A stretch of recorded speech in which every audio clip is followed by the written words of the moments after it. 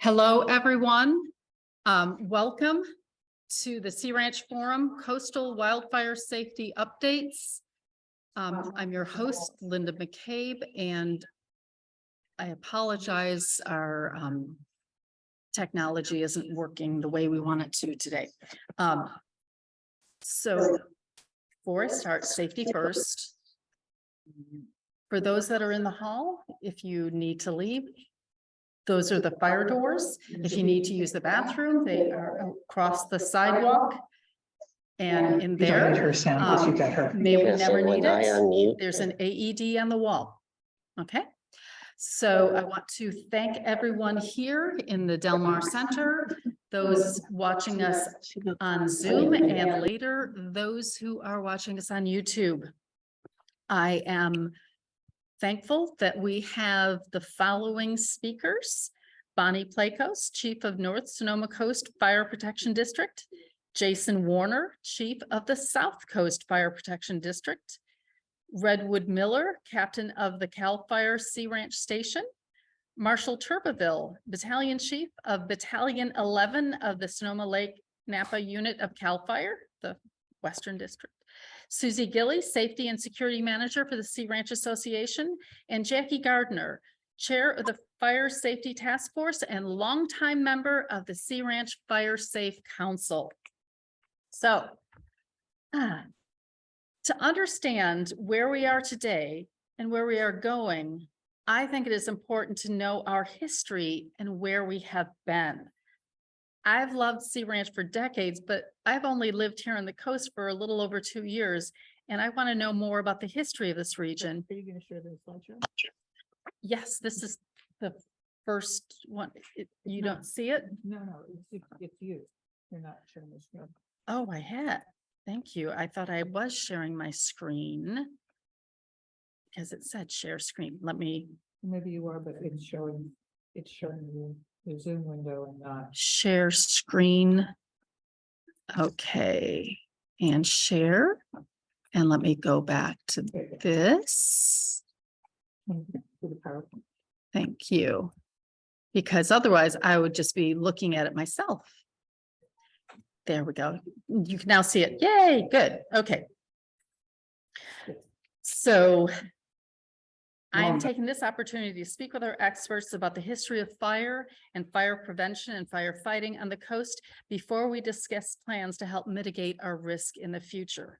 So I want to talk about the history of this coastal region, and maybe I can get rid of hide self view. I want to get rid of those. There we go. The earliest inhabitants of this area were the Kashaya Band of Pomo Indians.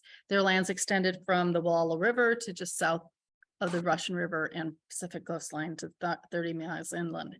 And then it went to ranching era, where 1846, and then to the Olson family who raised sheep.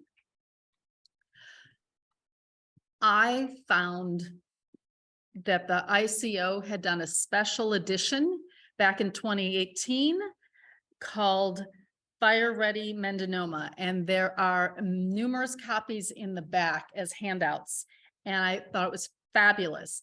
They did a wonderful aspect of many different parts of fire safety and such, and they had an incomplete history of Mendonoma fires. They were searching for all the fires they could in this area. They were talking about an 1876 huge fire that swept up the coast. And this is not based on newspaper articles, but evidence from oral history. Arnold Zettler told of a huge fire that swept up the coast around 1876.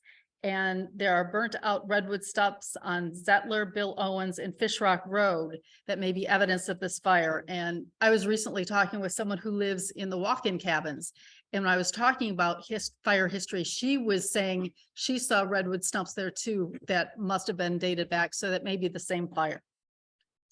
And in 1903, 1904, in the months of September, there were fires both 2 years in a row from Black Point to the Walla Bridge. And then they talked about in 1929, multiple fires that fortunately did not coalesce into a huge conflagration. So then I found other fires, and Marshall is a fire historian, so I'm going to be leaning on him to tell us about the Charles Fire that burned in 1954 from Cazadero to Fort Ross State Park area, and it grew to over 10,000 acres. Go ahead. Yeah, just real quick in summary, these fires starting with the Charles Fire 54, there's probably those other fires that were not mapped well or not recorded, or I think in some ways people didn't really want a fire department response, they just kind of had it on their own amongst their neighbors and such. These are all more or less logging related or something related to land management. So there wasn't as many homes back then. There was a lot of timber production. Worried about just the mills that are out in the hills here south of us and north of us. And so these are a lot of logging related fires. When you look at the shape of these fires, for the most part, they're topographically influenced, meaning they burn up slope, burn out a whole entire canyon.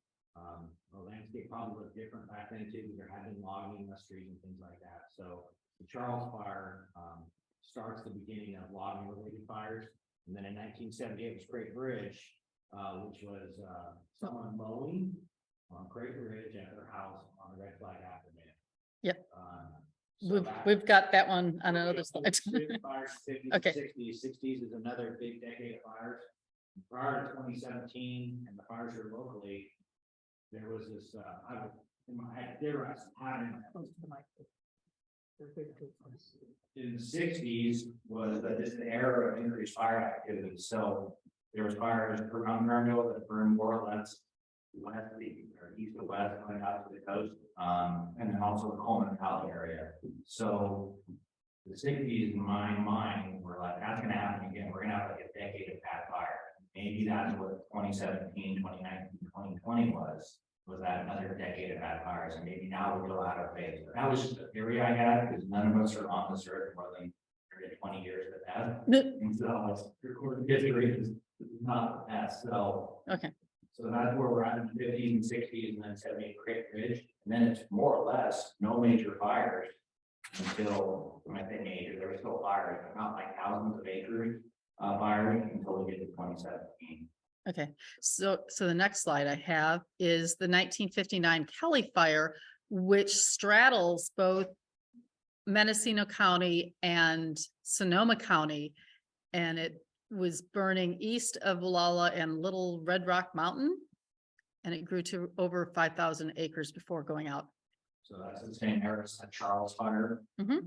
Yeah. Land management related, remote areas, large properties, not as aggressive firefighting.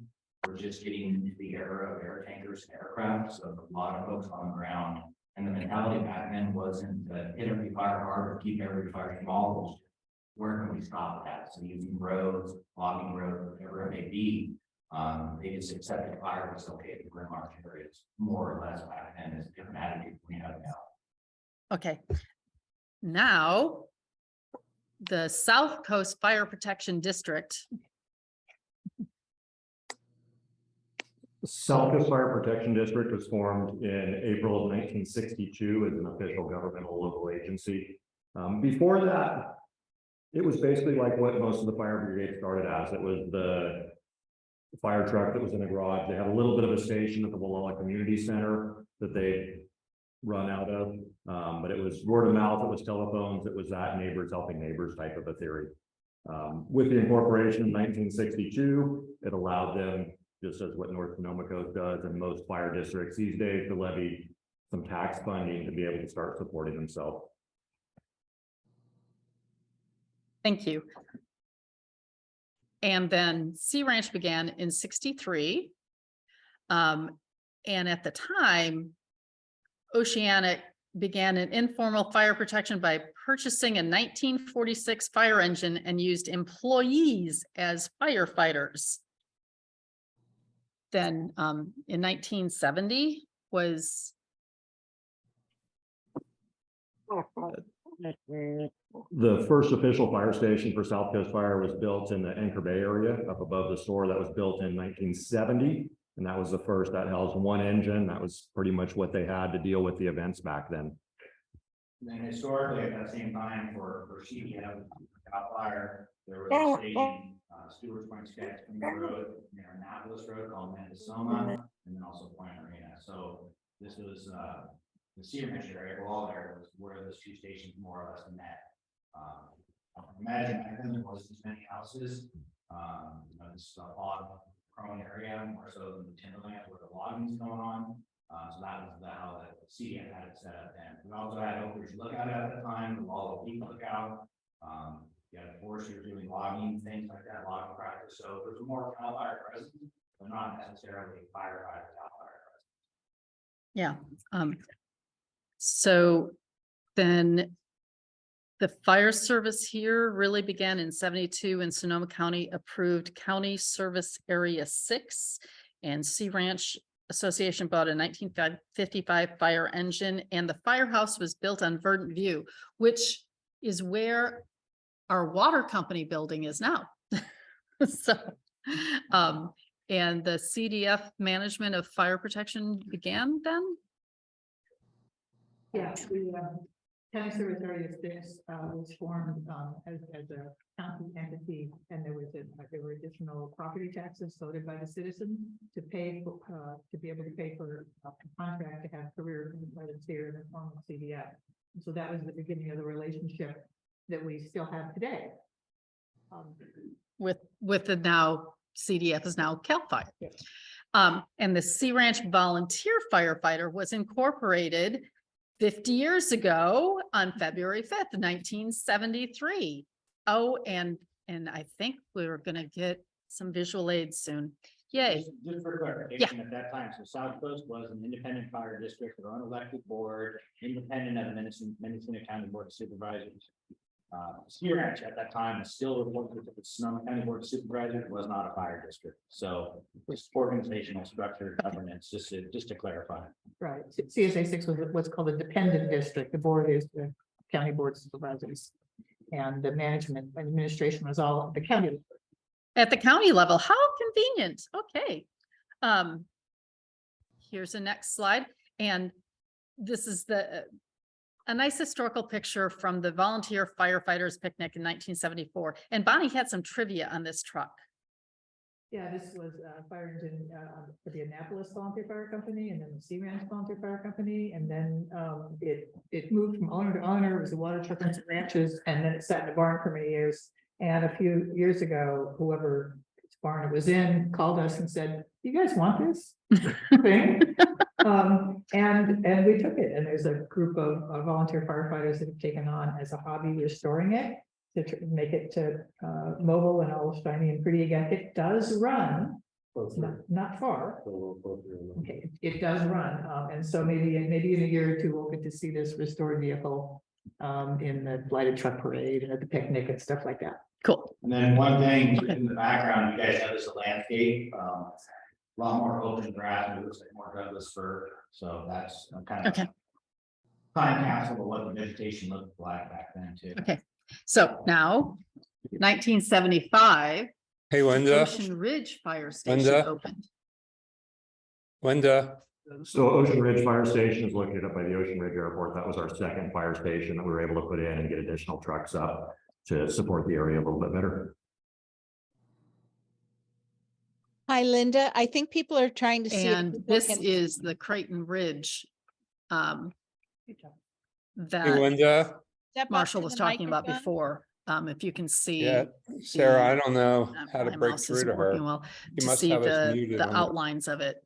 So we had, this is a recap of CALFIRE, Wildfire, now in 78 Great Bridge.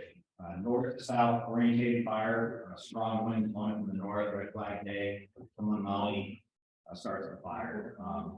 Basically, it did what it wanted until the weather changed to a block. So that was the first fire in California history where incident command system was utilized. So that really brings about the kind of the modernization, how we mobilize our forces. And that was the last major fire in Sonoma County other than the Kaisers until 2017. So, and then the Wallala Main Station in 1982 was opened. So yeah, again, just our third fire station, to support the services, try to cover the district better, help with ISO ratings. For the computer. I just. Okay, The mic's not- so this is what's now our main fire station in Wallala. Again, opened in 1982, built all by volunteer labor. And just to basically bolster the forces and provide more apparatus to support the cause. And about this time, it was realized that having a fire station up on Annapolis was not as convenient for the firefighters who were at the north of the north end of the ranch trying to help out. So there was trying to construct a new firehouse, which is where it is now. And where is it? The Oceanic donated the land. $200,000 was raised to fund the construction, and TSRA gave $50,000.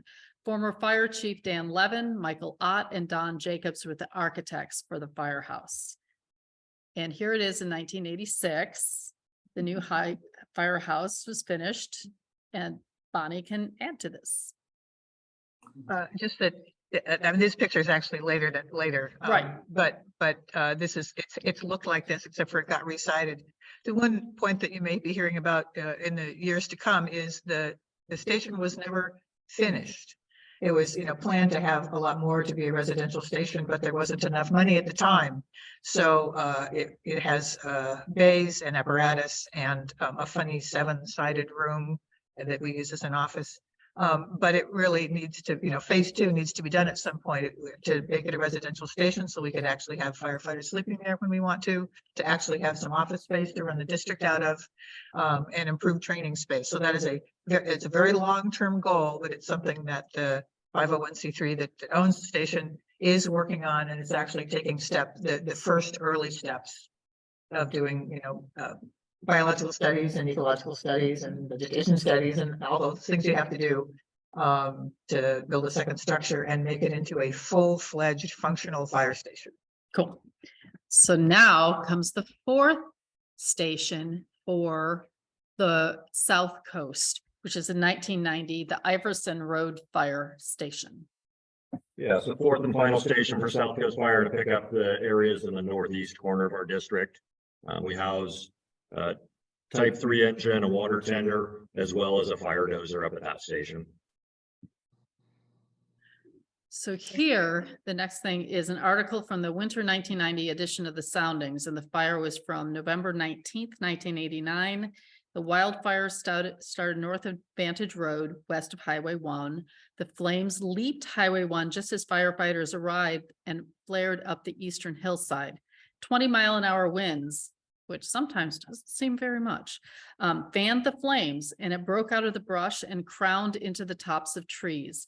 Chief Levin said, "This is the fire we always worry about. When the canopy burns, it's like a Roman candle. It shoots bits of fire everywhere." Did you want to say anything about this, Marshall? I'd just like to touch on the date of this. I'd just like to touch on the date of this fire is November 19th. So believe it or not, the summer fire season is, in my opinion, the greatest potential on the coast because we have the fog, other than the wind associated with the fog. So it's our late summer, late fall, early winter fires. We're going to see later in history, 1993, Salt Point's going to have a fire on Thanksgiving. So it's these clear days, even like today. Luckily, we've had moisture, so the grass is green. Right, and that was the next slide. About the 460-acre wildfire that was from Thanksgiving. I want to point out the byline for this was for the ICO Cub reporter and future Sea Rancher, Bryce Hoffman. Yeah, that one, Rob Mattioli, the California Department of Forestry Battalion chief who led the battle against the plague, is quoted as saying, it burned 400 acres in less than an hour. Yikes. Well, no, that was in November. This was the ICO, so the date line for the article is December, but yeah. Okay.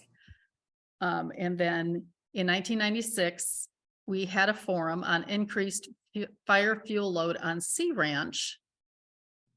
And Dan Levin, the fire chief, is quoted as saying, 30 years ago, this was a sea ranch with very little vegetation. Since it became the sea ranch, the forest has encroached on the meadows and the fuel load has increased significantly. We need to talk about the risks, where damage is most likely, and what kind of fuels and areas are included.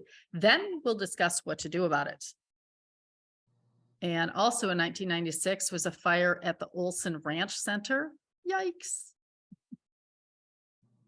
In May 1997. And just for a Historical perspective, I started working for Okay. CDF in the summer of 1995 at Cazadero.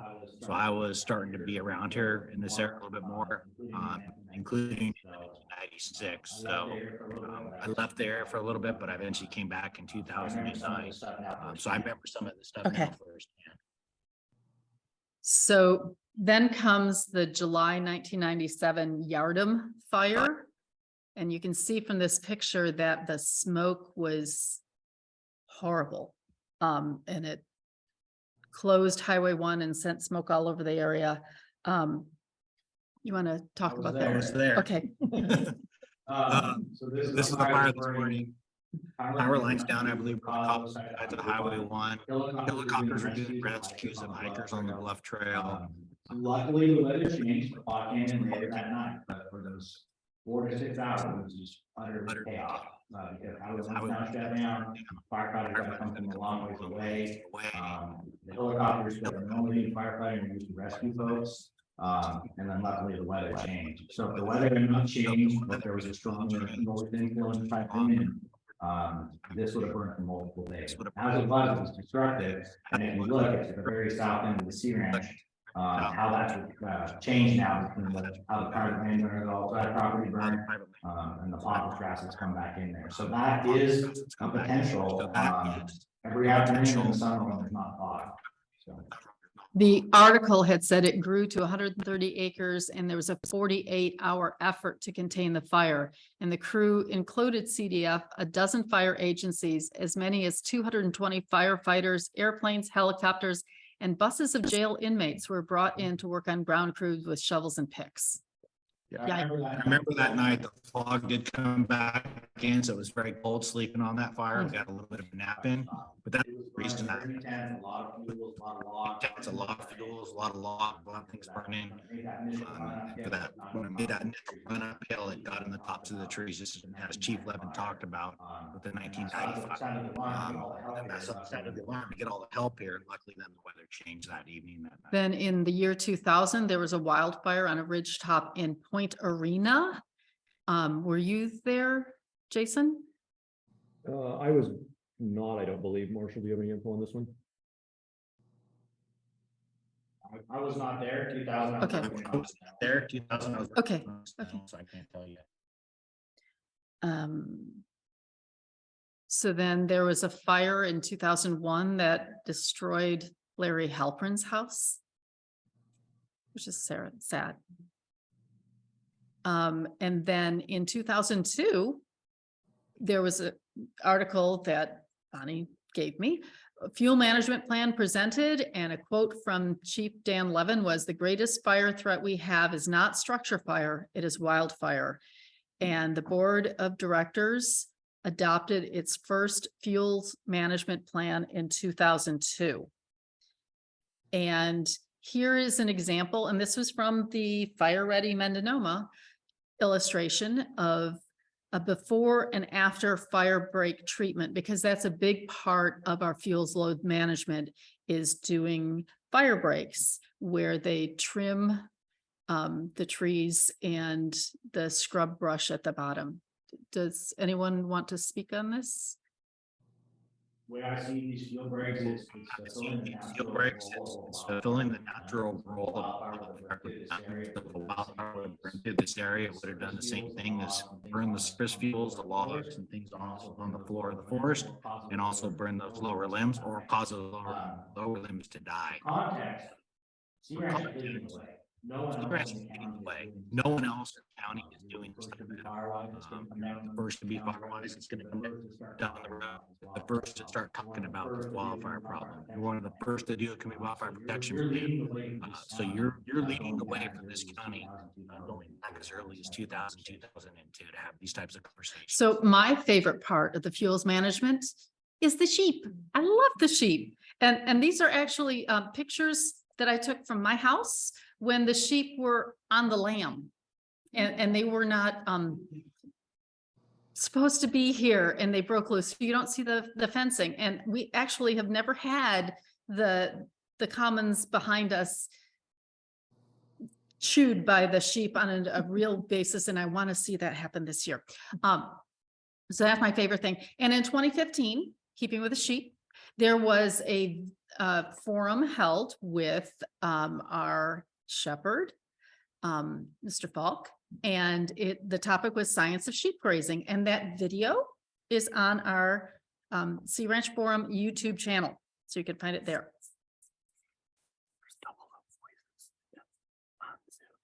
Okay. I think we're gonna cut the mics here. Okay. Unfortunately, people are gonna have to like unmute. Okay. When we talk, you need to mute. Okay, so I will mute when, sorry for those that are on Zoom, if this thing is not working right. So when I talk to someone, I will mute myself and they will unmute and we'll try to go with that. And we're going to cut the microphones. Okay. Use your outside voice. Okay.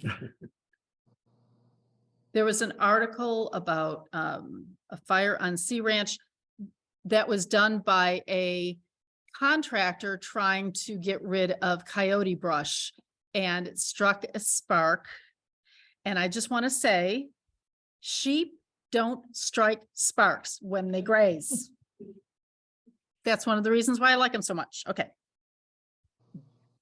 And in 2004, the Sea Ranch Board of Directors passed Resolution 199 approving the use of alternative siding materials which do not deteriorate like wood, are non-combustible, termite-proof, cost less, and save forest resources.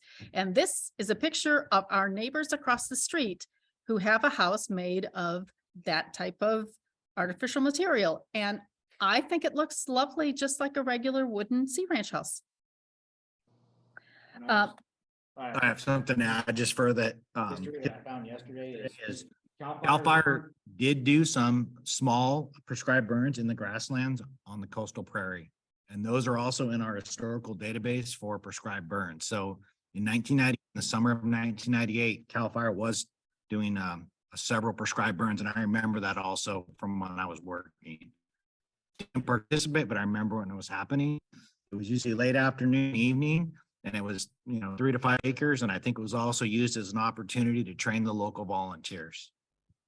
Okay, now I'm going to go to Jason to tell us about the Fisher Fire. And you can either talk into Bonnie's or mine.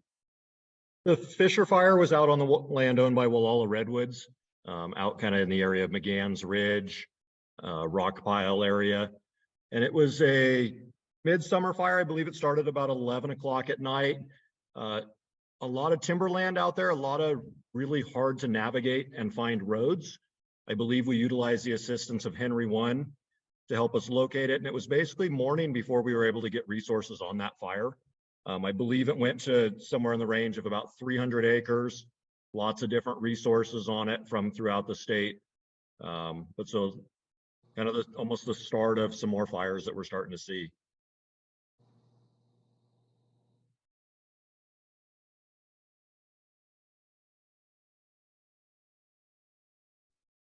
Then May 6, 2006, there was a forum held on defensible space. And that's a topic we're going to get into, but that was a full forum just on defensible space. Yes, it's a little dated, but it has a lot of really good information. And if you need to, it is available. That video is available on our Sea Ranch YouTube channel. And just real quick on defensible space. Quick on defensible space. Back then, it was 30 feet. We've since gone to 100 feet. So that shows you just how stuff has changed even on the defensible space laws. And there's even some more changes coming. So great message was getting out as early as 2006 at a big level.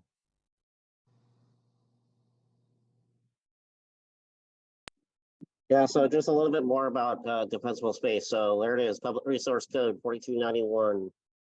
It's law, so in the state of California. So people are mostly used to hearing about zone 1 and 2. So zone 1 being the first 30 feet from your house. So the question is always asked, are you allowed to have plants and trees and everything? And the answer is yes, you're allowed to have stuff. It needs to be kept up well. You're allowed to have what are considered ornamental type shrubs, plant life, as long as they're maintained and the dead material is removed throughout the year. And the main thing is not having anything right up against your siding, which will go into zone 0, and I'll talk about that here in a second. Zone 2 is that net 70 feet or the total of 100 feet, as Chief Turbeville was talking about, from the distance of your house. And of course, as everybody knows, fire burns better and hotter going uphill. So it's a little bit, the 100 feet is meant for flat ground. So keep that in mind if you're living on a hillside as far as what you got going on. Uphill away from your house, you might not need a full 100 feet. Downhill, you might need a little bit more. There is some, there's discretion on some of this stuff. And I wanted to kind of bring that up because when we come out and do inspections, it's not always just cut and dried. This has to happen and that has to happen. Because what we are evaluating your structure on is whether or not it's defensible, meaning that are we going to be safe staying at your house while a fire comes through? That's what that means. So, and there's several different kinds of fire that can happen, right? We have our 3 grades, essentially, is what we talk about. The small little fire that we're going to pretty much keep small and not have much of a problem. Something that doesn't have wind on it, might not be in the middle of summer. Typically speaking, out here, we keep them less than a 1/4 acre. We're pretty good at that out here. We have a good response. That 2nd grade fire where it's lined up with the winds in the afternoon, and now we're going to get into 5 to 10, maybe 20 acres. Those are the ones we're really worried about out here as far as structure defense and starting to see some of the home, really trying to protect the homes on Sea Ranch. And then our grade 3, which is something that's lined up with a north wind event, like Chief was talking about, hotter, drier wind, a fairly rare event, but obviously not that rare because we've seen a lot of them here since about 2015 until now. So, and of course, if it's accompanied by lightning, that's our biggest issue with fires, right? Is hot, dry air being pushed. And then, if you got different cold fronts going on and then lightning. So if we get those 2 things going on, that's where the state becomes overwhelmed. And that's where it will be a problem for us up here in Sea Ranch. That 100 feet, just making sure everything is limbed up, trees, tree branches, everything 6 to 10 feet off the ground, and making sure those lighter fuels are removed. So, and the idea being to make so the fire the fire can burn through the area, but then now it's not climbing up into the trees. That's what we're trying to do, is keep it out of the canopy and keep it out of the trees. So zone 0 real quick, I kind of knew the latest and greatest, right? So it's coming soon. It's actually already in place. I not have the date, 2024 is going to be the law. It's in law. So the first 5 feet around your house, what they're saying is what we want to do now is create what's called an ember reduction zone, meaning nothing flammable around your house within that first 5 feet. So whether you do gravel, a paved walkway, whatever it is, that's what we're trying to do.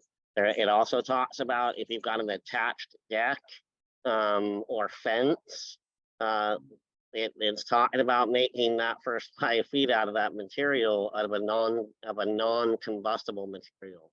So it's going to be interesting to see how that shapes up, especially here on the Sea Ranch with some of the stuff going on. But I know that we're all going to work hard at trying to accommodate and make it work.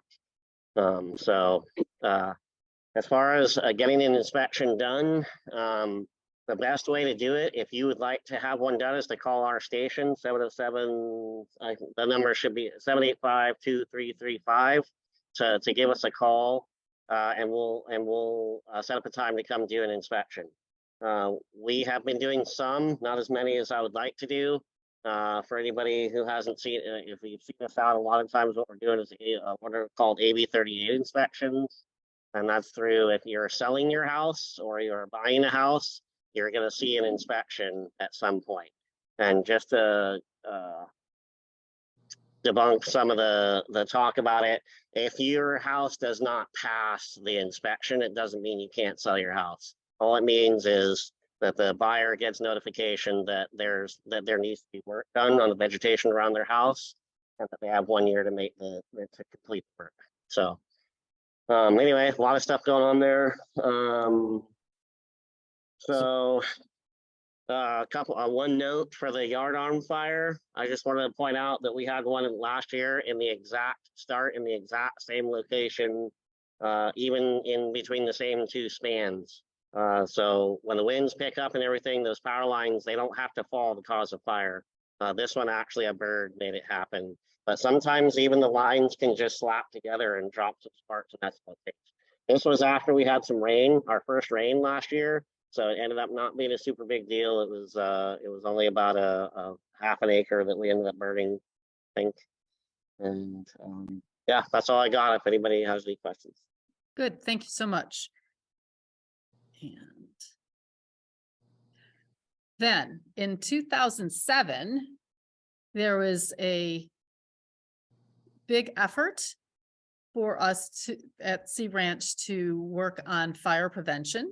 And there's a forum on starting a community wildfire protection plan. That video is on the Sea Ranch Forum YouTube channel. And in April of 2007, the Sea Ranch Board of Directors passed a resolution creating the Fire Safety Task Force and to authorize the community manager to participate in a Sea Ranch Fire Safe Council to develop the Sea Ranch Wildfire Protection Plan, which I'm going to now turn it over to Jackie Gardner. Thank you. Yes, I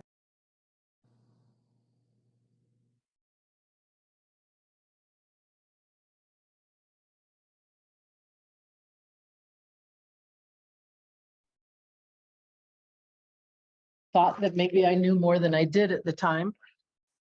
Oh, thank you.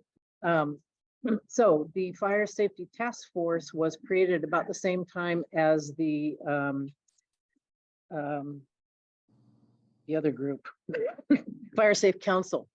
We met separately initially.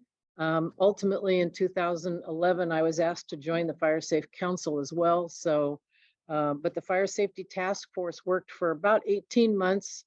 We reviewed the FMP, we talked with staff, we tried to figure out what was working and what could be improved, and if there were modifications that we could make that were not terribly expensive, but were reasonable and could be productive, we came up with a report on what those would be. And I believe we wanted to support the Tank 8, which is almost 1 million gallons of water. At that time, there wasn't enough water to fight fires on houses that were up on the Timber Ridge Road. And it was a sort of a scary situation. We did put more emphasis on education for disaster preparedness. And that was when the association spent $40,000 to make sure that CALFIRE staff and the volunteers of the fire department would go around and do a PRC 4291 inspection on every house in all of Sea Ranch. And that was also when we started or formalized the debris pickup program to be year round. So if we wanted you to do work around your property, you had a way to get rid of the debris. So, oh, and here's a picture of the chipper. This might be another generation. I think they may have worked through 1 or 2 chippers since 2007 and 8 with all of the work that gets done, but that made a huge difference in being able to pick up our debris and therefore be fire safe. Thank you, Jackie. And then let's go next one. 2008 lightning complex fires in Wallala. Jason, can you speak about this? As we've heard Marshall talk about several times, it seems like about every 10 years, large lightning complexes roll through the area. 2008 There were, I believe, 52 fires that were started in Mendocino County. One of the large ones for our area was kind of in between Fish Rock Road and Mountain View Road. With as many fires going on in the county as with any lightning complex, there's really not enough resources to go around to start with. So really shorthanded, really heavy reliance on the volunteers. North Sonoma Coast was up there, Timber Cove was up there. And I believe that fire wound up at about a total of 1,200 acres or so. Right around June, middle of June, I believe. Thank you. And I can add there is There was June 22nd, and it wasn't just fires in Gualala. There's fires in Butte County, Shasta County. So that's kind of the scenario. If there's no other area in the state burning, everyone can come help us here. We still have those critical 4 to 6 hours where it helps still trying to get here. But 2008, 2020, there's fires throughout the state. It's just not like this. It's the lightning. And for whatever reason, the lightning that year obeyed the county line and didn't come south at all. But we could have been in a very similar situation. 2020, it was the other way around. The lightning pretty much obeyed the county line again and stayed south. There was a couple of small fires in South Coast District, but they were able to put them out. And Bonnie's Chief Plakos is going to talk about the success the local volunteers had here as well, that we avoided a catastrophe in 2020. So.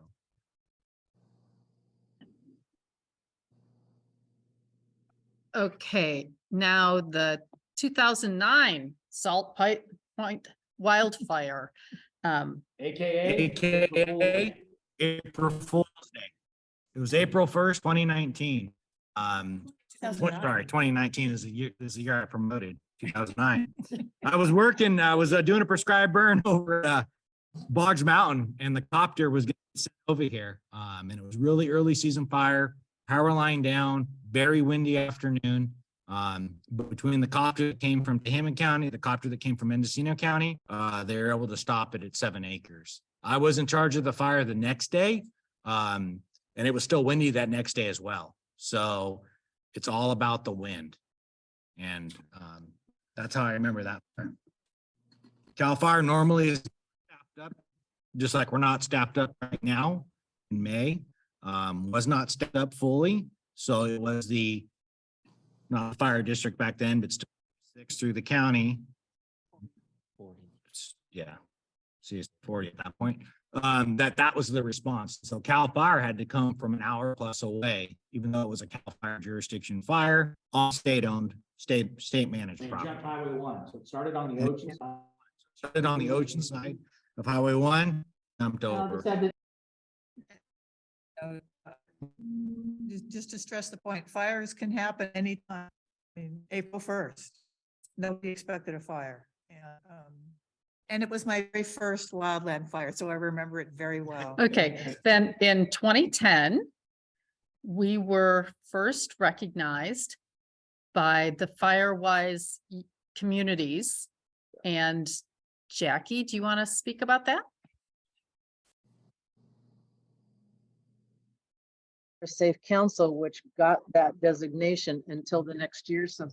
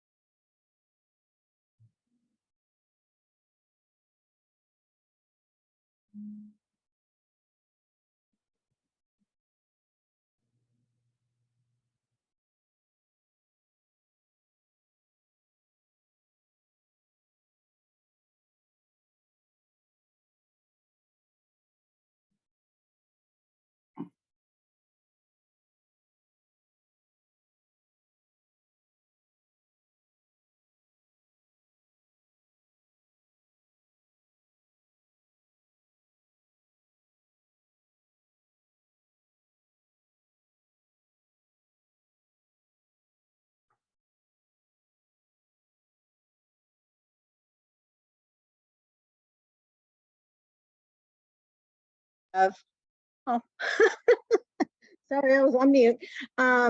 Okay, well, we continue to be a Firewise community, continuing to get our recognition each and every year.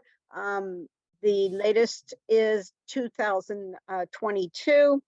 And it's due in large part to all the work that the homeowners do with the vegetation around their homes. More importantly, I think the association's F&R crews and their chipping, their programs to do the curbside pickup, the tree work that's done, removing dead and dying trees, all plays into it. We have done a tremendous job. And we were one of the first Firewise communities to form. And now others have followed suit to the point now where we have the county Firewise community as well. So it's a very good program. It needs to keep going. Myself, Jackie, Bonnie, Red, all serve on it, as well as others from the association. And yeah, that's about it. And I'll just say once again, this community is leading the trend. Just last year, this is a federal recognition to the National Fire Protection Association, NFPA. Just last year, CALFIRE has its new division, Wildfire Mitigation Division, and now CALFIRE is finally, and I'll say this in a kind of a bad way, now participating in Firewise USA. So back then, the association went through all the paperwork. Now you need to work with fire. So you guys are 5, 8, 10, 15 years. Everyone else is doing Firewise USA. And why this becomes important later is the fire hazard severity zone maps and this thing about hazard versus risk. Hazard is you live in a wildfire prone area, you live in a floodplain. What are you going to do about it? Well, the Community Wildfire Protection Plan, the Firewise USA designation is based upon vegetation management, defensible space, structural hardening, risk.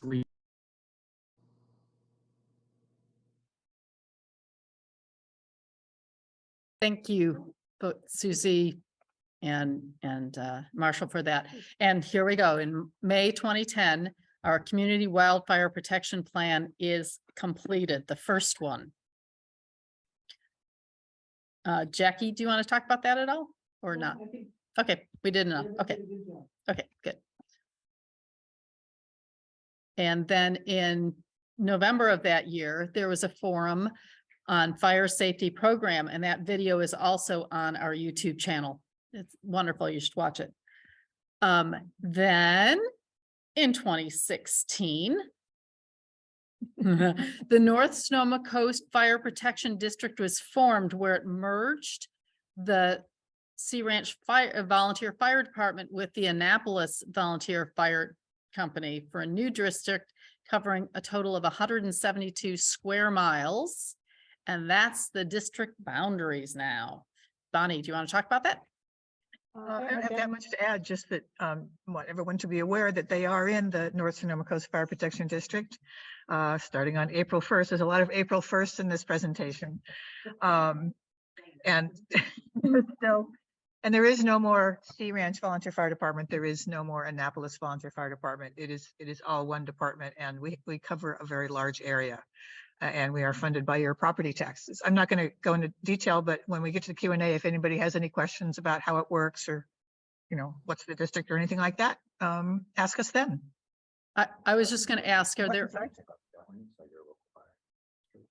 I suggest if you don't know what a fire protection district is, it's actually a government entity, a special district in California. It's governed by a 5-member board elected by you. And we have some of our board members in the room. We have Jackie and Marty, the board members right now. But it's a government agency, just like South Coast, just like Coast Life Support, and a lot of other. My one question is, I know we have our fire station on the Sea Ranch, and there's one in Annapolis. Is there any more? Or are those the two for this whole big district? No, we have 4 stations, if I can use the word station very loosely. There's the one on Highway 1 that is owned by the 501c3 that's been around since 1973. There is the one on Annapolis, the CALFIRE station. We don't own that, but we share it with CALFIRE. CALFIRE operates out of there, and we do too. And we pay them rent to keep our apparatus and our people there. We have there's a station, which is really just a big metal building with 3 bays out at the county road yard where we store equipment that we can go get once in a while. We also store a lot of emergency supplies there. And there's a smaller metal building that houses 1 engine on the grounds of the Horicon School.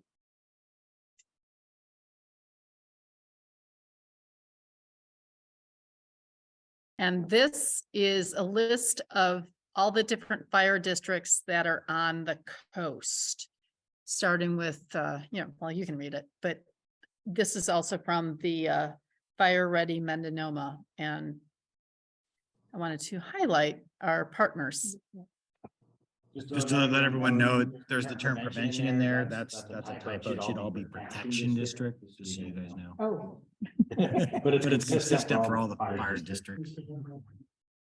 Well, this is from the ICO publication. Yes. Okay. There was a forum that was held on Saturday, October 7th, 2017. That, as far as I know, was not recorded. If anyone did record it, please let me know. I'd love to have it and turn it into a video. And Bonnie said that Marshall had said, okay. And just, I will never forget this because, Marshall did talk much like he's doing today. But on that day, he said in particular that he was very concerned about the current fire conditions, that everything was in alignment for a very major event. That was October 7th. And I think everybody remembers what happened on October 8th, which was the Tubbs fire and all of the other fires. So it does also show that we can see when it's a real dangerous time. And all of the agencies in the county do a lot better job now of preparing for that with red flag warnings and pre-positioning and things like that. Yeah, I'll just add real quick. So that Friday I went to the county of Sonoma to talk with them about their alert system. And they said there's very few people signed up for the 911 system. They just converted over SoCo to the SoCo alert. And so I was up here kind of promoting that too. By the way, everyone should sign up. We ended up talking about the fire potential. At that meeting, there was no that night here. We had a 25-acre fire at Fort Ross State Park that night on my way home.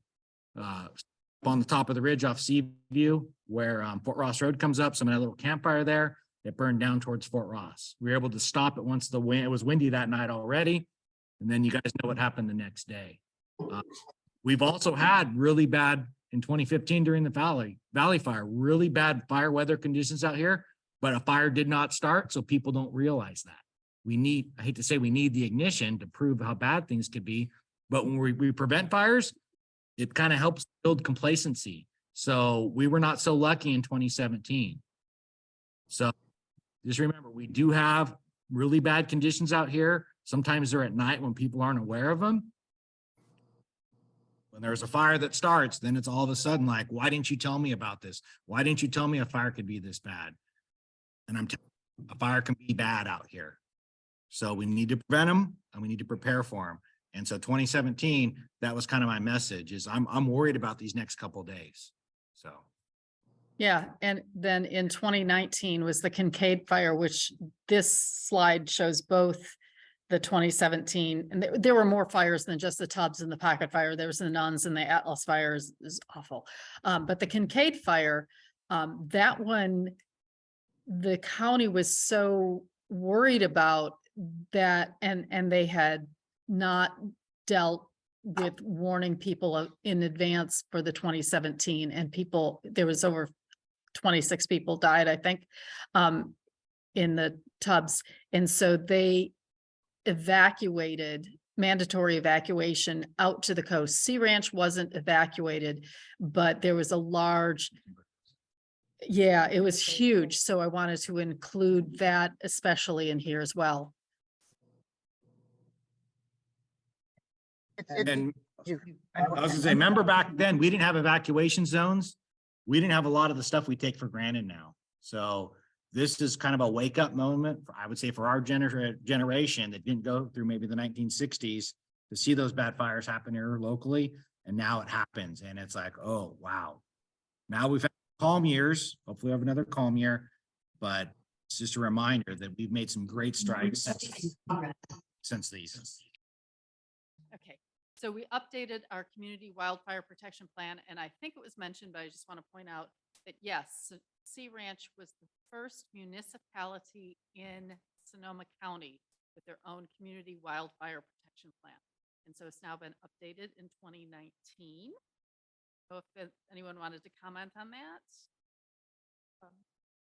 Nothing really in particular to say, except for it was time. This time had gone by, we'd learned some more things. We had some more areas that needed. So we refreshed it, and we probably shouldn't go 10 years without refreshing it the next. So then, August 2020 was the Myers fire, but it wasn't the only fire. There was also the Greater Walbridge, and in Napa County was the Hennessy fires, and these all started by dry lightning storms that sent off thousands of fires throughout California and western United States. But there was more than that. Go ahead, Bonnie.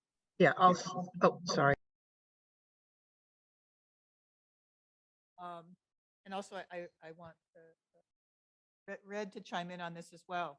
But everyone, I think, is familiar with what happened with the Walbridge fire and the Myers fire. And one of the key things about the Myers fire is, showing that current conditions, we can have a big fire right on the coast, right all the way down to the ocean. What a lot of people probably don't know is we also had fires in our district right here, very close to home. And they didn't become big fires with names because we managed to keep them small. But the fact that we didn't have more big fires right here on Sea Ranch and in Annapolis was just both a combination of luck and a lot of hard work. The luck was that even though there was dry lightning in a lot of places and there were lightning strikes everywhere, there was a 45-minute deluge of rain, this weird cell that blew through at the same time as a lot of the lightning strikes. So there were doubtless some starts that got washed out. But we had a difficult fire, hard to put out, hard to get to fire, just downhill in a ravine below Kashaya. We had two up in Annapolis near the Oak Ridge Communication Tower that threatened the timber out there and the tower, which is a very important tower. And there was one just out of our district at the north end of Timber Coast District along Seaview. And we just managed to keep those small, but our resources were stretched to the absolute limit. There was nobody else. We got lucky in that there were very few hand crews available, but there was a state hand crew that we got that afternoon and kept them around for about 18 hours. And then they had to move on to the bigger fires, but they did help contain the one up by Kashaya. But if we had had, a couple more strikes, like in our central forest or right here on the coast, we wouldn't have been able to get those fires. There would, the cupboard was bare. Another piece of luck is, as Chief mentioned, the lightning strikes respected the county line. We got all these strikes in Sonoma County, and we didn't get any in Mendocino County. So South Coast and other resources from the north were able to come down, and they were the ones working with CALFIRE that managed the two fires up by the Oak Ridge. So it's just, the lesson here is we always talk about, what are our chances of having a fire? And our chances are, less than, Cloverdale or Lake Berryessa or places like that. But that doesn't really matter because we will have fires. And as Chief Turbeville said, the question is, are they going to be big ones or small ones? So the risk is always there, and lightning is always a risk. Yeah, just real quick. Yeah, so that would have been the middle piece between Walbridge and Myers. There wouldn't have been a space between the two fires if the efforts weren't made. The location was underneath the Indian reservation, basically on Tim Barn Road. And it's a resource limited operation. The reason we didn't get very much CALFIRE presence is because they were busy with all the other fires. I mean, aside from Walbridge, there was 350,000 acres burning in Santa Cruz at the time. That was where the bulk of the resources were. And that's kind of how this works. When lightning happens, all the resources get used up really fast. And that will be the problem for us if we get something going on and if it's lightning coming through and it's not just us, like Turbeville said, if it's just us that has the fires going on, we're gonna get the help, but it's not usually the way it works. So 2008, it was somewhere in the vicinity of 500 fires that started overnight during the lightning siege in the region, just in the north half of the state. So resources get used up fast. Real quick, I forgot to mention earlier, Sunday, June 18th at 10 a.m. at the South Fire Station on Annapolis Road for CALFIRE. We're doing a fire safety walk for defensible space. So hopefully, and it's in the bulletin, and hopefully people will come out and see that. So that I am a nerd. And so I am really interested in the Sonoma County Multi-Jurisdictional Hazard Mitigation Plan. And I can't say that 3 times fast. Thank you. So we're going to go through this fast because there's a lot of stuff and it's, you know, it could be eye glazing. So I don't want to get too deep on this. But here, the North Sonoma Coast Fire Protection District, the mitigation planning team included Susie Gilley and Malay Baker, Chris Atchison, Chuck Bryers, Dean Keckley, and Bonnie Plakos, working with the county on this.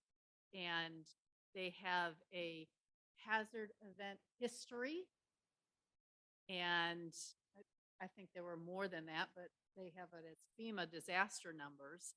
And then hazard risk ranking. So Bonnie, can you talk about the hazard risk ranking? I can't talk about it like, exactly what all the numbers mean and everything, because it's been a while since we did this. But the point is that the county funded an effort to really look at hazards in the county and then what mitigation efforts might be able to be done to make things safer.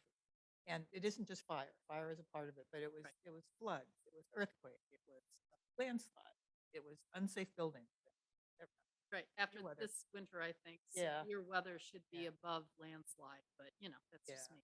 And it has our names there, but we also had these consultants from FEMA who had enormous pools of data about risk and wind and flame length and down to the very fine-grained areas of the county. And we work with them to identify things. And this isn't a plan like we absolutely are going to do this, but these are things that we would like to do, we think would be a good idea. You have to have something like this in place if you ever want to try and get any federal grant money to do a project to mitigate a hazard. So you have to have this in order to do that.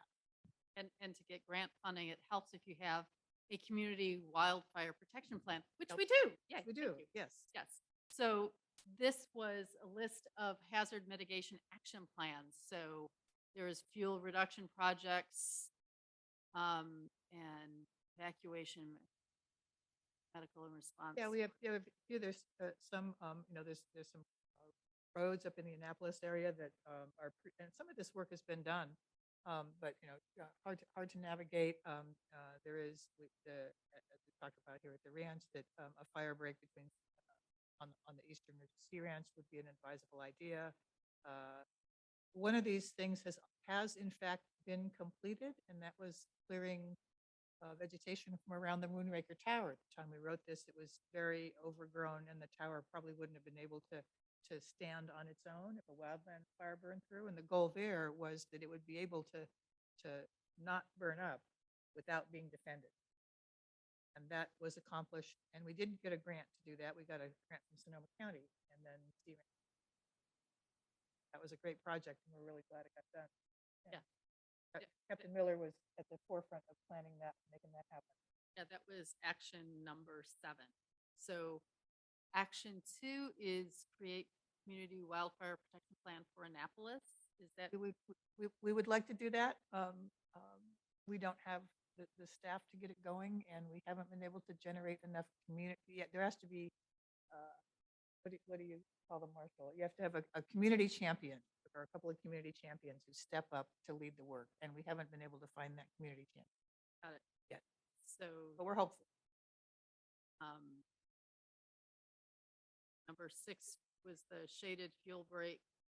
Along the East Ridge, yeah. And that's under discussion at Sea Ranch right now. Yeah, but that was wanting you to try to do it as funding is grants, which would be gotten. Yes, you could help with that. And mitigate landslides, dead and dying trees along Annapolis Road. So some of that's been done. The storm did some of that for us, unplanned. We would have to evaluate again to see if this should even still. Then we have wonderful resources that Susie Gilley has put together to prepare for emergencies. People just have to be able to navigate the website to find it. And this is on the Sea Ranch Association website /emergencies. And then if you hit on any of those pluses, they'll, open up to new things. So Susie, you want to talk about that at all? Yes, there's a tremendous wealth of information there, starting out with fire safety and talking about this defensible space. So things that you've heard said today, this is all information. I made sure it got on the website, but these are all from our authorities. This isn't from me.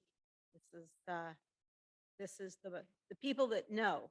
So the defensible space and everything you need to know about that, working with DCEM in addition to that. And then under the hazards fire, you'll find not only more information about how you can help us help you keep your area safe. It speaks to safe fire evacuation, which we'll speak to in a minute.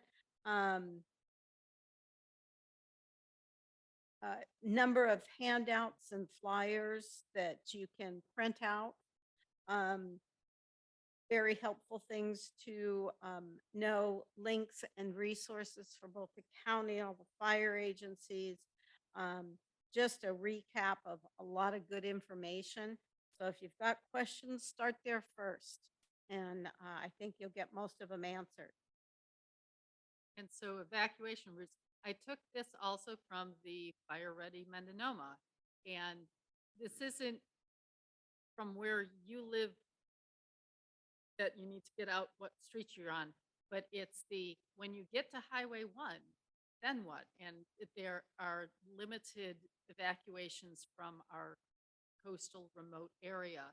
There's Highway 1 North, Highway 1 South, Skaggs Springs Road, Stewart Springs Road, Annapolis Road, Fish Rock Road, and Mountain View Road. And I will let Susie talk more about evacuation. The number one question that fire resources and myself get is, which way do I go? Tell me now. I can't till the fire comes because we don't know which direction it's going to be coming from. We don't know if there's another fire in another county. During the Walbridge and Myers, we had 3 of those exit points closed off with the fires that were down there. So you have to know ahead of time what your options are. You have to be prepared. You have to go when they tell you to go, not wait, not run down to the beach and think that you're going to stand there and be safe. What the tide's in at the same time the fire's here. You need a plan and you need to go when they advise you to go. And for our aging community and the one lane each way of our roads, all our roads. Everybody's going to be on the road at the same time. You don't wait until it's an evacuation. You wait, you go when it's a warning. And so you pay for a hotel for a day and you didn't need to go. Hey, you're safe, you got there. Just be ready to go. What's the slogan? What's the slogan? There's one, don't wait, evacuate. That's probably the best thing that I can say. The evacuation is be prepared, be ready to go. The picture on the wall, you might not be able to replace, but you'll survive. Thank you. And Susie brought some tags also that are in the back about evacuation. Do you want to talk about that now? Oh, yes, thanks. Evacuating, when you're told to go, when you leave the area, we ask that you put the Sonoma evacuation tag on your number sign at the bottom of your driveway. If it's missing on a bush, readily or easily seen, it will speed up the notification throughout the community. When evacuations start and the sheriff or fire personnel are going door to door to tell people to get out, if you've already been notified, if you're on the way out, hang that tag. That means they can just zip right by your house. You're gone. They don't have to worry about you. They can go to the next person. They don't start fighting the fires until the people are gone. Got to get the people out first, and then they worry about the fire. So there's tags there. There's also the Mendonoma Fire Ready printout that the ICO did a number of years ago that's got a lot of good information in it as well. And refrigerator magnets with brief instructions, how to prepare, how to evacuate, what your zones are. Our evacuation zones are 1A1 and 1A2. 1A1 on the west side, north of Moonraker, on the east side, north of Annapolis Road. Everything below that is 1A2. So make sure that you keep that in mind. And again, our community is so small. 2 zones are great, but I'll be packing up if it's in 1A2 and I'm in the next zone. I'm not going to wait around and cause congestion. The smart thing is to go and be safe. Thank you. Okay, I wanted to mention tomorrow that there will be presentations done by the graduate students at Cal Berkeley that had worked with to try to get them here for the Commons Landscape Committee. And they are going to be doing their presentation. I'm not driving down to Berkeley tomorrow, but if I can make it on Zoom, I could watch them, and so can you. Okay. So then on Tuesday, Sonoma County is going to be voting, the Board of Supervisors is going to be voting on the final draft of the Sonoma County Community Wildfire Protection Plan. And they've been working on that for a while too. So that's there. And now I am going to turn.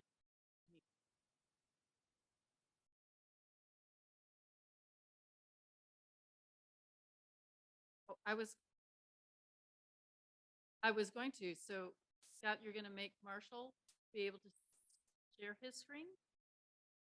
He did. He just screen sharing was stopped as, oh, the share. Okay, I can try again. Hold on.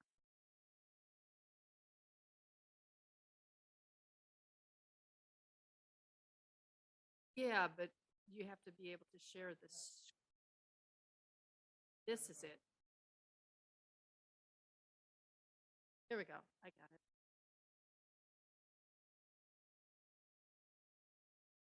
that your screen? Okay. Yeah, okay, go ahead. Okay, so I put together a couple little slides to talk about this year, 2023 fire season outlook. I'm not going to predict there's going to be a bunch of bad fires or there's not going to be bad fires because the biggest thing as we talked about is you need an ignition to prove either one of them to be true. So let's do our best to prevent all ignitions. And these are just observations that I've observed since I've been assigned and working out here, and then also stuff that's been passed down to me or by looking at some of the historical documentation. Plakos said it's a low frequency. We don't have bad fires every year, every week, or more prone to fires as other parts of the states are, or other parts of the state and nation are. But when it does happen, it can be a high risk event. Captain Miller said, and we had some fires last year, like the Owens fire, most of the fires were able to jump on with the existing firefighters from the coast, the aircraft coming, kept very small, they barely burn, and you may not even hear about it. Okay? That's all fine and good until it's the day that's really dry. Fog's coming, a storm's coming, it's really windy. We're late in the year and the summer has made everything really, really dry. And so then it becomes my second thing up there, that quote that fires do not burn until they really burn. It's almost like they don't burn or they do burn. And when they do burn, there's nothing we can do. Those are the catastrophic fires. How bad are they going to be? We can talk about that. And it's also a variation about, these ignitions that are mostly human caused, whether it's someone trying to do the right thing at the wrong time, like mowing, someone that maybe improperly disposes of their barbecue briquettes in their garbage can. Most of them are accidental, so we can prevent those. Lightning is about the only cause that is not accidental or intentional. Have very few intentional fires, which is a good thing. And as I mentioned before, these for the coastal strip here below 1,000 feet, the summer months in general with the fog are not, should not put here, are not our like biggest months really to worry about. I mean, we have a lot of people out here, fires do start, but there's usually moist conditions, or at least if there's not moist conditions during the day, there'll be moist conditions at night, such as in 1996, 97, the Ardham fire, where we stop them. Or that April Fool's fire, Thanksgiving, late November, those are our more wintertime fires, more of our catastrophic type scenario. So that's what that second bullet point then talks about. We're gonna respond with the last bullet point there as fast as we can with the existing firefighters. But if there's so many fires burning here locally with lightning or in the region or northern part of the state, California, that starts stretching people thin. There were no aircraft on the Myers fire in the very beginning other than the initial helicopter because those airplanes and helicopters were elsewhere. It was one of the last fires reported. So if we get numerous fires, lightning, windy conditions, or we need to get firefighters mobilized here, that's when greater potential for catastrophic bad fire. So fire that starts on the bluff on the coastal trail on an onshore wind day, hate to say it, it might do a lot of damage in that first half hour, that first hour before any other help arrives other than your existing firefighters. So that's really important to have defensible space and look at how your house is built to give firefighters a chance to defend it, thus the defensible space. Okay. Grass fires burn quick. Timber fires burn hot, produce embers. That's a different reality in the timber. So if we go to the next slide, that talks about the diversity we have here with elevation and vegetation. So normally the fog is 1,000 feet and below. We get moist conditions at least at night. But if you go over to the Annapolis area, you go inland, north of the county line, you go towards the Oak Ridge Lookout where we have a weather station, it can be very dry above the fog. And that's a known event. And that can happen through the night where it doesn't even get moist at night. So if a fire starts to the east of us at night, maybe it doesn't get detected right away, or there's poor access like the Fisher fire, it could burn for a while. And some of the topography is very steep to the east of us. So it can get a big jump on us without any wind, and then also just want to burn uphill. And these timber fires to the east of us are not, let's go dump a little bucket of water on them and put it out. These are going to take a lot of chainsaw, a lot of firefighters doing things, a lot of water. So that's that difference between grass and the redwood or the dense forest. And then I talk about the pitchy pines or the Monterey pines or the Bishop pines, and I'll show you a picture coming up where at Centers Junior College's Shown Farm, they're burning the pine forest in the winter because you can do that after a couple weeks of dryness. So that type of vegetation type can burn year round. So we have different terms for large, destructive, damaging fires. And this is more my opinion, not necessarily based upon all the scientific research. I do try to keep up on all that, but just what I've seen, and then going and looking at just how fires are burning in California. Our large fire that burn a lot of acreage is really a function of the wind. How quickly is the wind blowing? A little bit about topography, a little bit about vegetation. But if we have no way to get to the fire or no locations to stop or slow a fire, whether that be a road, whether that be defensible space, whether that be a shaded fuel break, we're basically trying to now put in a line in the sand, literally cutting vegetation, bulldozing things to stop or slow that fire. And there's less, environmental review. There's more destruction, perhaps, bulldozers going through creeks as an example. Aircraft are not as effective because the aircraft retardant can't hit the forest floor. And so we're basically reacting. So unmanaged lands give us some situations where you get those catastrophic now weather conditions. We're basically reacting. We're just getting people out of the way, maybe saving homes where we can, but we're less effective as firefighters. So that's the worst case scenario is a timber fire, very warm, really windy, and with other fires burning across the state. Damaging fire being defined by homes burning down is really dependent on how well people have defensible space and how well they build their house. In theory, if everyone has great defensible space and everyone's hardened their home, your house can survive a wildfire. Increase its percentage. I'll never say 100% survival, but increase its percentage. So then you put a firefighter there, your percentage goes up. So homes burned down, talked about defensible space because of the bombardment of heat. Think about standing by 5 feet from a campfire versus 100 feet from a campfire. There's a bunch of stuff burning next to your structure. That's bombardment of heat. Eventually, at some point, it'll break your windows glass. It'll ignite your exterior wall. It'll get your house burned. Okay, that's the heat. The other one, which happens more and more, and that's the real issue about a timber fire, now a fire that's burning to the tops of the trees, ember production. Those embers are going to rain down everywhere. They're going to maybe get in the vents, get through your garage door. Maybe you left the window open. Maybe you left the skylight open. Maybe you left whatever open. And now it's burning. The ember gets inside your house. Embers, statistically, from my observation, are more common than a bunch of heat bombarding the side of your house. Everyone's doing a great job on defensible space. Now we got to worry about the ember. So, and then in red there, just a kind of a summary, a synopsis. What I've talked about is our greatest potential is the fall and winter.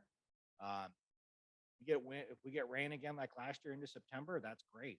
Kind of really takes away that fall fire potential. That's great. Get rain like we got now, we can't have an April 1st fire because it's so green and so lush. It's great. But if we go in the drought years, which we're hopefully coming out of, we have very long summers, things dry out, and now we don't get our fall or early winter rains. We get the November 19th fire, we get the Thanksgiving fire. Look, statistically, that's large damaging fires across the state. Whether you want to look at October 8th, November 23rd, Kincaid, October 23rd, Kincaid, November 8th, 2018, Campfire in Butte. Normally we'd have some type of rainfall, some type of snow to mitigate all that summer of drying. Now we get a wind event, now we get something catastrophic. So that's the red there. And then the next couple slides are just some photos to point out some stuff. This is at the Centers Junior College's Shown Farm. This is that pitch type forest where even though the grass is really green, we get a little bit of dryness in February and they're out there burning all the pine needles. This is a prescribed burn, managed fire done by the students there. This is the type of fire that happened at Sea Ranch in February. We would put out. We'd be able to put it out pretty darn well because it's not moving. It's not spreading rapidly. We're able to manage this forest with wildfire. So that's an example that you can't have year-round fires in these forests, and it can also be prescribed burn safely.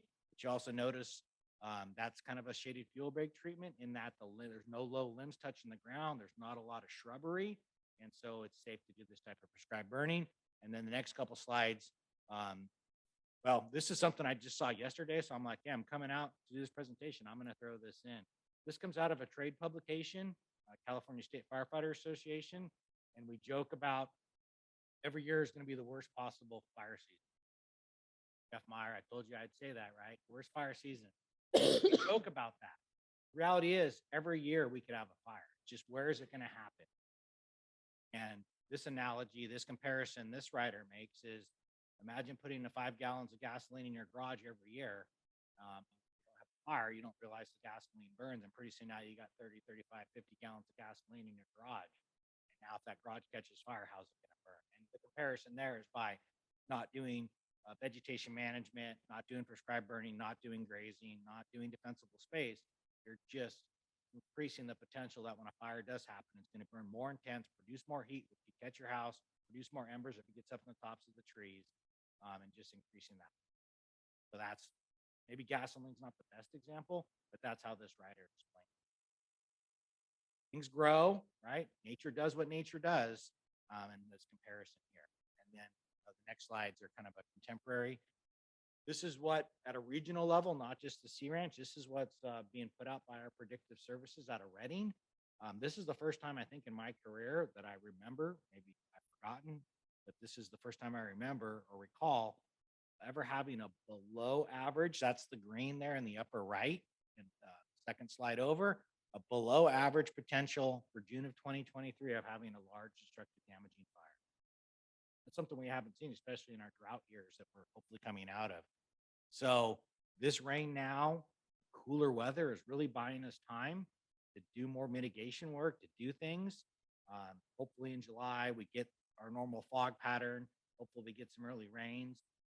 But we're taking our window of opportunity of that summer, fall fire season, spring fire season did not happen this year, and closing it, making it a smaller, narrow, smaller percentage, less days of the year we could have a bad fire. And this is what's also being seen across the state. I don't know if you guys noticed there for July, up in the Sierras, I think because of the snowpack, they have a below average in July. I'm recommending let's take all the firefighters out of the mountains and bring them over here. But that's a below normal there. And then you can see August, the green goes away. So we're back in what's a normal pattern. Who knows what September and October are going to bring. There's talk about the El Nino and different things like that. So that's the trend across Northern California. And then we can go a couple slides here. Everything's looking really, really green. This is down Myers Grade area. I have a next photo here too. This is yesterday. I took these off the camera. Look at these cows. Everything's nice and green. Ignition potential is not there until this grass cures. So now's a great time to get out there and weed eat, mow. I know it's green, but you're not going to start a fire. And then you can see the clouds. This morning. I took this off one of the cameras.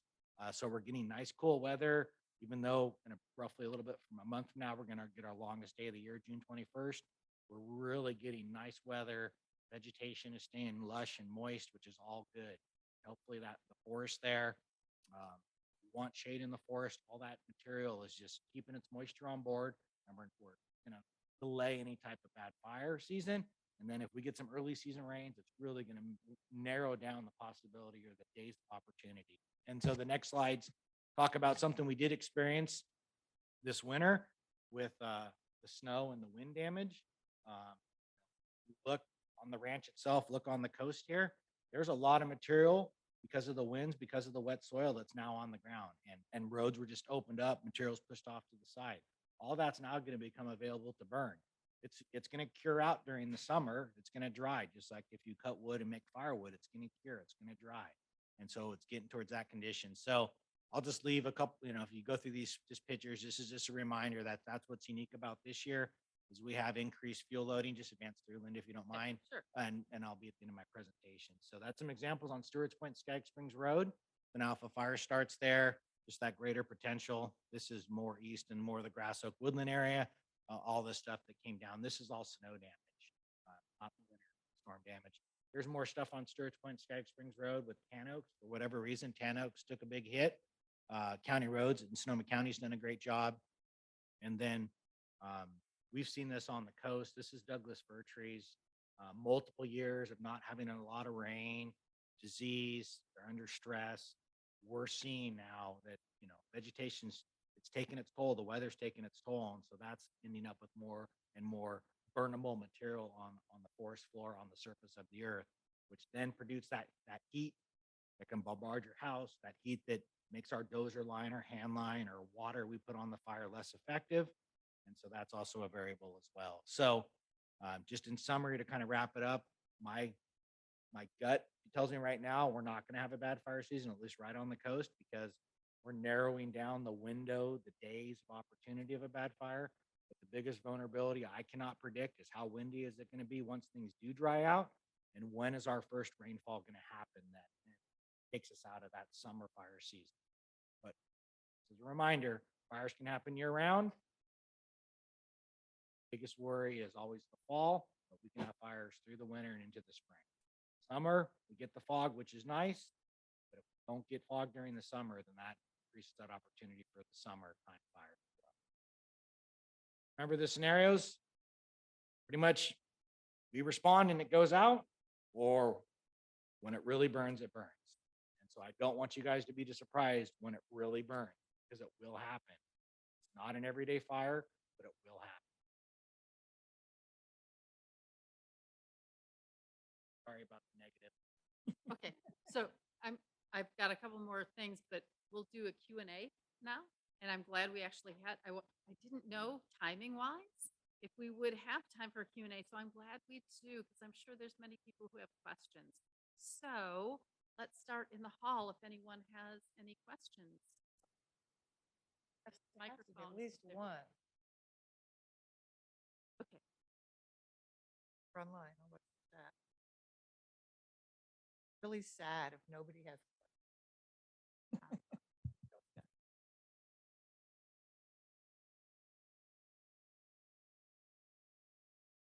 Unit 24. Go through the mic. Okay, how's that? Yeah. Well, we owe you a debt of gratitude for this piece of history. Sometimes we're in denial or have collective amnesia at Sea Ranch about what's come before or selective. And so this was a great comprehensive outline of what the history of fire along the coast, and the last statements by the chief, I don't take those as an admonishment, but rather a real concern for the safety of Sea Ranch and the region. We should listen to that. I don't think there's anybody in the room that can answer this question today, but it's something that comes to mind as that was brought up about Zone 0. And I guess we have one board member at least here who I could direct this to. But it seems to me that there is a lack of real information from the design committee as to how Zone 0 can affect the way that we design our houses or retrofit our houses in the future. Just from what was said, it sounds like there are some very substantial recommendations that need to be made and need to be accounted for. So I would hope that that's the kind of thing that would get somewhere noted and get back to the design committee. I don't know if somebody's working with that or not. I don't know where they are, but I can tell you that I wrote to staff and the CM a few months ago. I think just making sure that it was really, they were understood the regulation coming for Zone 0 and recommending that that be accounted for in our design manual. And I think it's being looked at. I don't know, but the design manual is being updated right now. And I think it's really important. Something that I did put in my letter is, eventually it's going to be law. It's not law quite yet, or first it'll be law for new construction and so on. But I don't think the Sea Ranch should wait until it's law. I think we should just be out ahead of it and recognize, and allow homeowners to do things to help make their homes safer without affecting the design aesthetic. I think that's quite possible. I agree. I think we should be able to let them decide what color stones we can put next to our house. This And is, that should be it. Okay, This but is they the- should allow us to put stones by our house. so you guys are clear on zone zero. It's not state law yet, but it's coming. And this is what zone zero is gonna happen in. The area right next to your house. So I see Barbara Schultz. She wants to ask a question. And did you take pictures yet? Take pictures of us yet? Yeah, I took a few. Okay, I'll good. take some. I missed it. So So this is a very rich discussion, and I'm grateful to each of you for what you've offered. And I could ask dozens of questions of each of you. And this is an incredibly important piece, and we're grateful for everything you do. And, we're also looking forward to the students from UC Berkeley tomorrow coming forth with that. It's another piece of the whole. I've been looking at insurance rates for a long time, and that's a process also. There's a lot of research being done by insurance companies about and their own risk evaluation process. It's an ongoing thing. It's not complete yet. We'll know more about that. I'm hoping to do a forum. We've planned a forum for September 23rd on that topic. But the question that I have for each of you, this is a very rich history. Maybe you think you've answered it, but I'm still scratching my head about a couple of things. Specific to our forests, the home hardening, that's pretty obvious. The more we know about that, the better. What do we do for our forests going forward, knowing that in the next year looks pretty good. The next 5 years, the next 10 years, the next 20 years, we're going to have more impact from climate change than we likely realize right now. We can see there's research being done to look forward to have a future view of this. But from your very important, very key perspective of our firefighters and our safety people, what more do we need to be doing to protect our forests from the risk of fires and the heat that would come to our homes if those fires occurred? What do we need to do to prevent that from happening? That I'd like to emphasize for us here today. I'll start and then be added upon. So before I start, I just want to reiterate that the biggest thing you can do is immediately adjacent to your home in that defensible space. So I'm not going to argue with anybody that 100 feet, in my opinion, my professional opinion, I'm not a registered professional forester, that 100 feet is where you should focus and work from your house outward. So assuming you got defensible space and you understand everything else about structural hardening, you've done all that, then we can start talking about the forest or more than 100 feet away from your house. And really why that's important is that's where the embers are going to come from, and not so much the heat, because science has shown that 100 feet is a good enough distance buffer from the heat, but it's mainly ember. And so when you ask me about managing the forest, remember, I'm a firefighter. I try to keep up on the science. We need to find a surrogate, a replacement, something that's going to do the role of what historical natural wildfires would have done. By us putting fires out, we've allowed more logs, more shrubbery, more things to grow in that forest. So it's a binary thing. It's either not going to burn or it's going to burn really bad. So find a surrogate for what fire would have normally done. And I hate to say logging may be an answer. Grazing could be an answer. Mastication could be an answer. Pile burning may be an answer. Prescribed burning may be an answer, but it may vary. You may need to do more than one thing. Find a surrogate for what wildfire historically had done. And the benefit will be is less ember production. And then if it does burn, it's not going to burn so catastrophically that it's a stand replacement fire, or it's going to take years to recover, or it may never recover how it was because of other variables such as changing climate. So look at the Myers fire. Yes, it was logged after. Look at where the Yardham burned. Look at where the April 1st fire burned in Salt Point. Those areas are now scarred or just evolving. And I'm not going to argue that's natural too. But to your point, if you want to reduce risk from embers and have more resilient forest, in my opinion, you got to find a surrogate for what wildfire would have historically done. Would anyone else like to add to that? I'll try.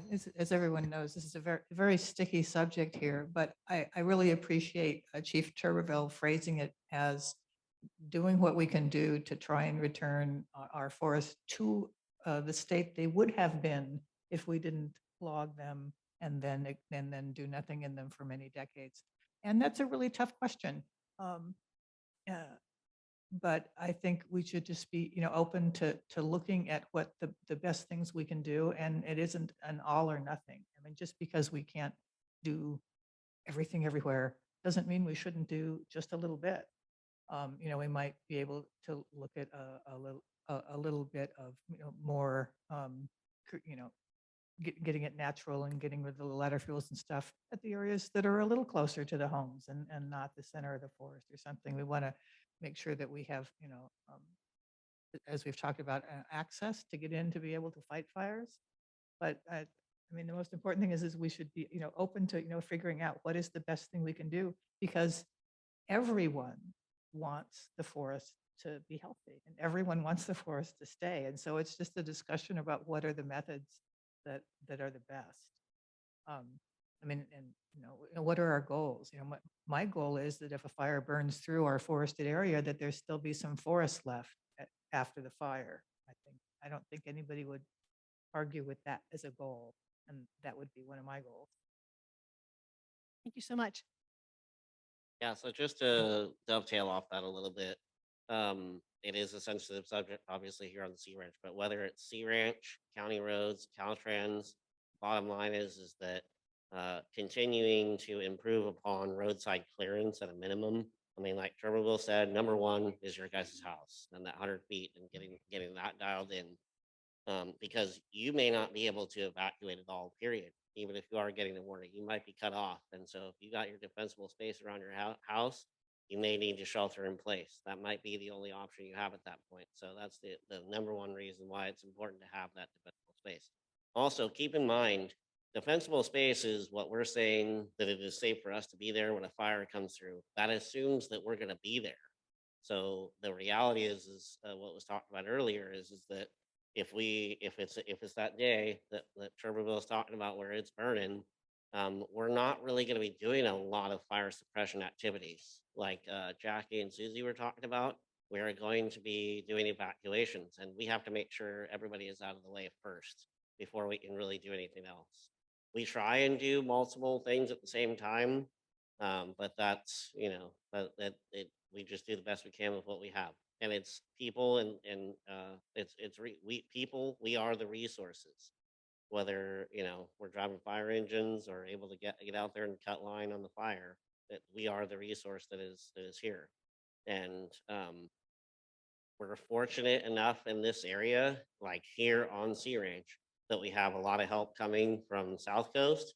We have a lot of help coming from Timber Cove, and we have a lot of volunteers in North Sonoma Coast.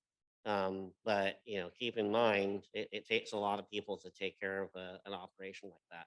The fires we had, the lightning fires we had, we were talking about earlier, just to give you a reference, we put down almost 3 miles of hose just on those 3 little fires that we had. So to give it, so 15,000 feet. So from here to the Walla River, essentially, in hose that we had to put down. It's a lot of hours, a lot of resources that go into that. So one other comment I wanted to have too, like not to keep doing the doomsday thing, but if people were impressed with 450 acres in an hour on the fire that you guys showed earlier. So the CALFIRE 2018, I think burned over 120,000 acres in 3 hours or whatever it was. So the rate of spread was, I think, football field a second for a period of time. So it just, and we, hopefully we'll never ever be faced with that, but we are, Chief Turbeville, Chief Plakos, their job is not to hope. Their job is to plan. So we're planning for the worst, hoping for the best. One question on Zoom. Barry, can you unmute yourself and ask a quick question? Yes, thank you. Barbara mentioned this briefly, and I want to see if anybody can elaborate on the insurance, the effect on insurance. Is the state insurance commissioner and are the insurance companies looking at the data, looking at what we're doing specifically? As I'm sure everybody here knows, the price of homeowners insurance has that curve is very steep up and to the right, and it's becoming almost unaffordable or unaffordable. Basically is the state and the insurance company looking at what we're doing to with the intent of re-examining their pricing policies? So Barry, I'm going to answer this and say this is a big, big subject, and it's going to be the subject of its own entire forum in September. September 23rd, I believe, is the scheduled date. So please attend that, because these are firefighters and they don't have control over insurance and insurance rates. So Okay. I had a couple more images that I wanted to share. Let's see if I can my screen again and go back to this.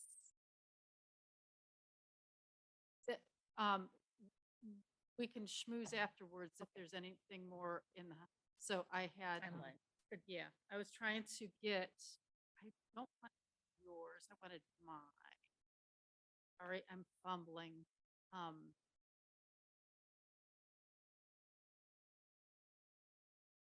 Find it if not. Okay, so I can't find it real quick. So anyway, there's two things I want to say. Today, May 7th, is the last day of the California Fire Preparedness Week as designated by Governor Gavin Newsom. So I wanted to have this type of forum when it's not in the high risk months like the one in October 2017 that was held. So I wanted to do it, and I'm glad it was in Fire Preparedness Week. And the last thing I'm going to let Bonnie say. I was trying for the image. I was trying for the image, and I don't know where it is. So As I said before, we cannot have a meeting at this time of the year without advertising the volunteer fire department picnic Memorial Day weekend.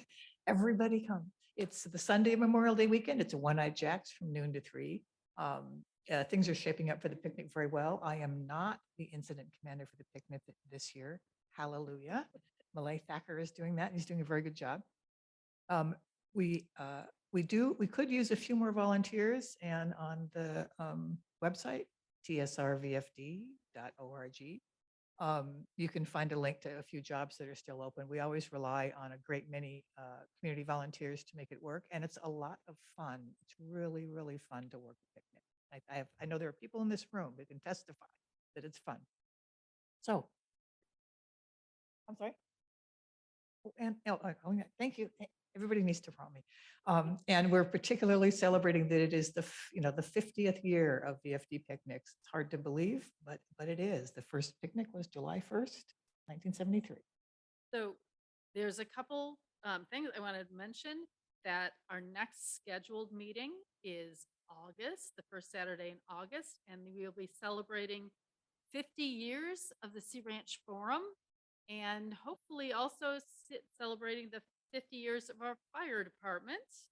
And for those that are in the room, we also have the tradition of taking the chairs and putting them in racks, which we'll bring out of the closet, and then we can close and get this ready to close. So thank you so much for everyone who coming. And this was recorded. Hopefully the recording will look good, and it will be on YouTube soon.